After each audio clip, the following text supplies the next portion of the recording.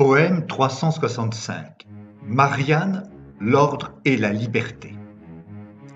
En ce mois de décembre, sur les Champs-Élysées, tous s'indignaient, laissés pour compte, galvanisés. Pareils aux parias, trop longtemps traités d'ordures, parqués loin pour qu'on entende leurs murmures, ils venaient de partout, des villes et des campagnes, là de leur vie laborieuse, où nul jamais ne gagne. Lycéens angoissés par trop de sélections sans faille, chômeurs de tous âges exclus du monde du travail, retraités écœurés de survivre avec peu bien des fois, smicards minés de ne pouvoir finir leur fin de mois, artisans acculés sous les charges au dépôt de bilan,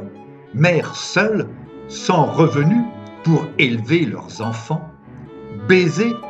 ils s'étaient donné le mot pour monter à Paris ou pavanes dans l'insouciance, au milieu des soieries, ces élites médiatiques, financières, économiques et politiques, érigées en une seule classe oligarchique qui méprise les sans-dents, se croyant intouchables et accumulent des fortunes par des biais condamnables. Malgré leur rang clairsemé, par ce matin très froid, en gilets jaunes bien décidés à exiger leurs droits, ils hurlaient leurs revendications devant une escouade de la mobile, quand ils virent, bien étrange parade, 5 beautés marcher droit vers les forces de l'ordre, positionnées là pour retenir sans jamais en démordre. Après un court échange entre elles, en parfait accord, elles jetèrent leurs manteaux sans le moindre remords, dévoilant leurs torses nus aux hommes alentours, épatés. Elles portaient sur la tête, l'air en aucun cas emprunté, un bonnet rouge phrygien, en combattante probable de notre République malade d'idéaux trop comptables. Aubaine des photographes omniprésents sur les lieux, qui se tenaient prêts à saisir cet événement séditieux, soudain s'est détaché du groupe, sublime souveraine, au courage évident, au cœur point envahi par la haine, l'une de ses égéries. Avec audace, le visage impassible, elle s'est plantée devant une gendarme, invincible. Harnachée lourdement de divers moyens d'attaque et de défense, derrière son large bouclier, matraque à la ceinture, casque sur la hanche, en guerrière, au corps entièrement protégé et caché, sûre et fière, elle darde, sous son calot, un œil de lynx pénétrant sur celle qui lui fait face, en citoyenne s'offrant. Laquelle, icône aux seins exhibés, chair recouverte d'une peinture patinée, étalée par une main experte, si dérisoire armure sur la peau, lui oppose un regard d'aigle, insaisissable et noir, glaçant à mains égards, avec une telle hardiesse que ces femmes symbolisent chacune de nos démocraties, leurs contraires assises. Avec, sous nos yeux, sa coiffe écarlate ornée d'une cocarde tricolore, avec, sous notre nez, ses sombres protections et ses armes potentielles, l'une insoumise, autonome dans ses choix éventuels, symbole de liberté, et l'autre accoutrée puissamment, entravée dans ses gestes, synonyme d'ordre évidemment. À les voir toutes deux statufiées dans leur roide contenance, retenir leur souffle, portées par une froide détermination,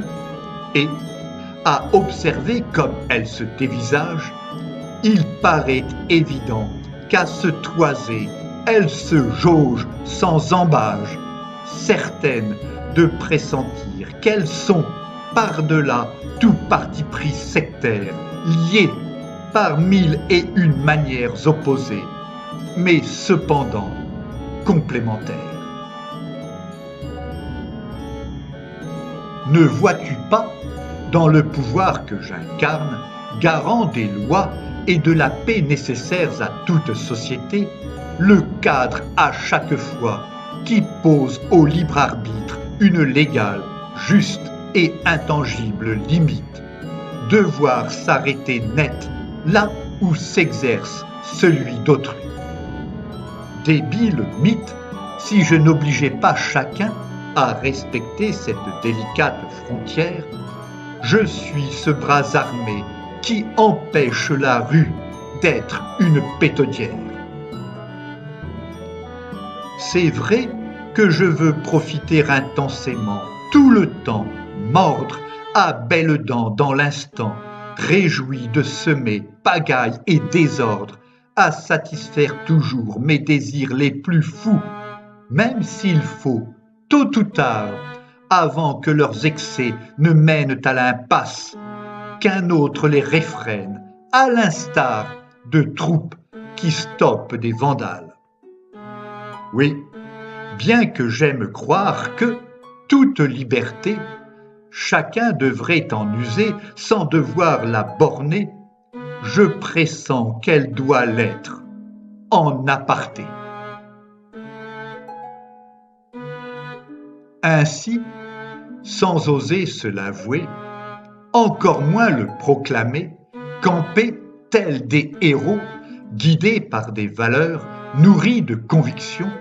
loin d'être de flamboyants oraux, soudain sortis de nulle part, dans la magie de leur muette confrontation, immortalisés par l'objectif à la seconde cruciale, les voilà toutes deux, fruits du hasard, métamorphosées en d'altières Marianne, incarnations antinomiques d'un système aujourd'hui archaïque. Symbole de cette faillite, elle nous exhorte à inventer un monde moins prosaïque. Poème écrit par Philippe Parrot entre le 7 et le 11 janvier 2019.